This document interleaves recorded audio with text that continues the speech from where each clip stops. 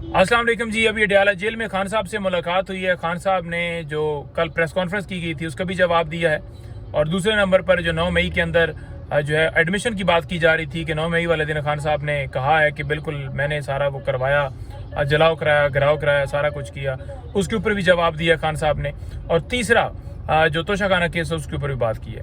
सबसे पहले बताऊं कि अडयाला जेल वही तरीकाकार कि 1 किलोमीटर दूर उतार दो। 6 वकलात थे, हम मिलने के लिए गए। अब वहाँ पर जब पहुँचे तो हमारी जो है वो तलाशी उसी अंदाज से ली गई, उसी तरह से पेन वगैरह कोई पेपर हमें नहीं ले जाने दिया गया। और इसके साथ जो खान साहब के साथ जब मुलाकात होनी थी तो उन्होंने कहा कि जो दरमियान में शीशा होता है वो भी आज नहीं होगा। खैर, हमने कहा चलो अच्छी बात है, एक चीज़ तो आपने किए गए हैं। शीशा नहीं था, वाकई वो जो शीशा दरमियान में था वो आज उतरा हुआ था, लेकिन टेबल मौजूद था। फासला होता है लेकिन बात कान के साथ लगा कर की जा सकती है। अब ये शीशा कब तक जो है उतरा रहता है ये अब डिपेंड करेगा। सेकंड बात यह है कि बाकी जो सारी सूरत हाल है, मुलाकात का तरीका वो वही है। खान साहब ने 9 मई के हवाले से बात की। उन्होंने कहा कि जो एडमिशन की बात की जा रही है, कोई मैंने एडमिशन यहाँ पर ऐसा नहीं किया, ये गलत खबरें फैलाई जा रही हैं। मेरा मौका बड़ा इसके ऊपर क्लियर है और मैंने बाहर स्टेटमेंट भी दी है, मेरे वीलॉग भी पढ़े हैं, वो भी उठा के देख लें। उन्होंने कहा कि जिस तरह पाकिस्तान की सबसे बड़ी पार्टी के सरबराह को जिस तरह वो दबोच कर लेकर गए, जिस तरह वहाँ पर धक्के दिए गए, जिस तरह से तशद्दुद वहाँ पर किया गया, वकला के ऊपर जिस तरह से वो डंडे मारे गए, मेरी तरफ इशारा करके उन्होंने कहा कि इसे डंडा मारा, इसी तरह से स्प्रे वहाँ पर किए गए, लोगों की आंखों में स्प्रे डाला गया।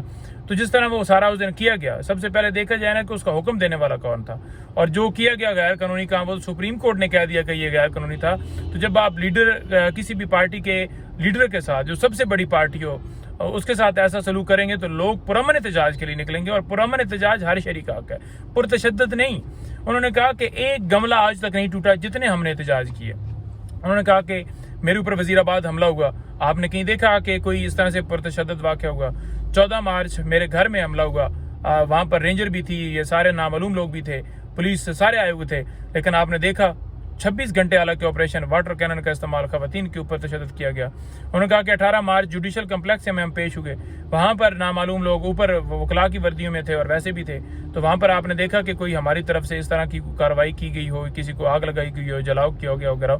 हालांकि कितनी तादाद में लोग साथ थे, हालांकि सीधी सीधी शेलिंग चलाई जा रही थी, लोगों के ऊपर लाठीचार्ज किया जा रहा था, सीधा सीधा किया जाए, लेकिन उन्होंने कहा कि नहीं हुआ।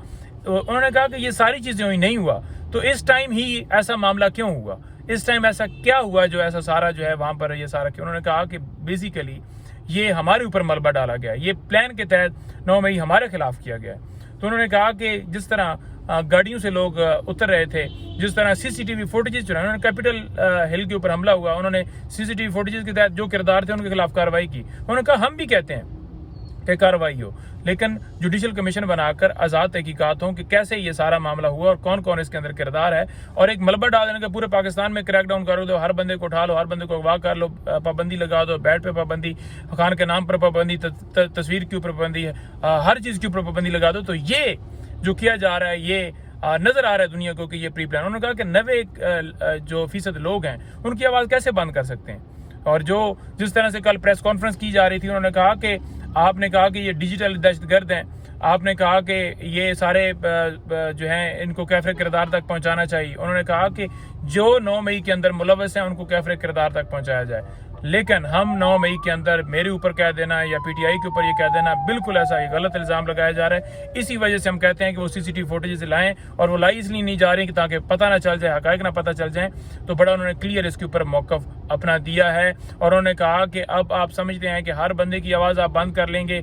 रऊफ हसन साहब के बारे में जब मैंने बताया और बाकी तमाम खवातीन, इकरा वगैरह और सबका, और जो हमारे लोग गिरफ्तार हुए जैसे राशिद रफ़ीक और उसके साथ जो आफाक है, सबका नाम लेकर मैंने बताया, तो उन्होंने कहा कि ये समझते हैं कि इनको उठा के तो ये आवाज़ बंद कर लेंगे, अब एक उठाएंगे हम, दूसरा बंदा उस जगह पर लगा दें, तीसरा लगा देंगे, वो समझेंगे कि एक सेक्टरी इन्फॉर्मेशन खत्म हुआ है तो जो है उसके पीछे हमारे पास बंदा कोई नहीं बचेगा। वो समझेंगे कि एक जगह के ऊपर कोई बंदा खत्म हुआ है, यानी कि उसे उठा कर ले गए तो वो जो है वो पोस्ट अब खत्म होगी, अब कोई बात नहीं करेगा। तो ऐसा मुमकिन नहीं है।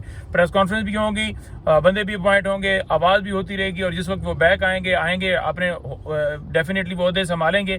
और उन्होंने बड़ा क्लियर कहा कि ये पाकिस्तान, ओवरसीज पाकिस्तानी जो बाहर बैठे हुए हैं, हर हर जगह पर लोग जो है वो बात करेंगे और हर जगह से जो है वो किस किस को आप रोकेंगे। और ये बात जो है सिर्फ ये ना कहिए कि ये मेरी बात है, ये किसी 2 बंदों की, 4 बंदों की, 10 बंदों की बात है। उन्होंने कहा कि 90% आवाम की राय जो है उसके ऊपर जो है वो कैसे आप जो है उसके ऊपर अटैक कर सकते हैं, कैसे उसकी आवाज़ बंद कर सकते हैं। उन्होंने कहा ये मुमकिन नहीं है। उन्होंने कहा कि यही हुआ उस वक्त 1971 के अंदर कि आवाज़ जो है बंद करने की कोशिश की, उस वक्त आवाम की राय का एहतराम नहीं किया गया और ये सूरत हाल हुई।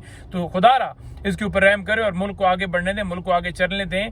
ये मलबा हमारे ऊपर डालकर आप समझेंगे कि आप ये पाकिस्तान तहरीक इंसाफ कुछ चंद लोग हैं, तो आप पूरे मुल्क, आप आवाम के खिलाफ जा रहे हैं, आप आवाम की राय के खिलाफ जा रहे हैं। आवाम की राय का एहतराम करें, आवाम को अपने मुखालिफ ना करें, तो खुदा का नाम लें और होश के नाखन लें। इसके अलावा जो गिरफ्तारी हुई उनकी पुरजोर मजम्मत की। तोशा खाना केस के अंदर जिस तरह से वो इनाम शाह को लाया कि उन्होंने उसका भी जिक्र किया। उन्होंने कहा कि इनाम शाह जो है वो जहांगीर तरीन के भाई, जो जहांगीर तरीन के साथ जो PS है उसका ये भाई है।